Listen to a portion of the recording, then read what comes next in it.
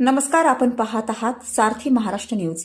संपूर्ण महाराष्ट्राला हादरवणारी घटना सोलापूर जिल्ह्यातील माळशिरस येथे घडली आहे। एका पिकअप गाडीमधून 14 लोक प्रवास करत होते। म्हसवडमधील सिद्धनाथाच्या दर्शनासाठी हे सर्व भाविक गेले होते। सर्व भाविकांनी सिद्धनाथाचे दर्शन घेतले आणि आनंदाने प्रवास करत घराकडे येत होते। पण नंतर त्या भाविकांसोबत जे घडले ते ऐकून मन थक्क करणारे आहे। माळशिरस तालुक्यातील तांदुळवाडी गावाजवळ रस्त्याच्या शेजारी असणाऱ्या एका शेतातील विहिरीत ही भाविकांनी भरलेली पिकअप कोसळली। त्या विहिरीला फार मोठे कठडे नसल्यामुळे ड्रायव्हरला त्या विहिरीचा अंदाज आला नाही। दिवसा ढवळ्या झालेल्या या अपघातामुळे संपूर्ण महाराष्ट्रात हळहळ व्यक्त केली जात आहे। पण दुर्दैवाची गोष्ट अशी की मिळालेल्या माहितीनुसार ती विहीर काठोकाठ पाण्याने भरलेली होती। या घटनेत तब्बल 8 जणांचा मृत्यू झाल्याची माहिती समोर आली आहे। या घटनेची माहिती मिळताच स्थानिकांनी तातडीने मदत कार्याची सुरुवात केली। पोलीस, सुरक्षा पथक आणि लोकप्रतिनिधींनी तात्काळ घटनास्थळी धाव घेतली। यापूर्वीही नाशिक जिल्ह्यात अशाच पद्धतीचा अपघात झाला होता। त्यामुळे रस्त्यानजीक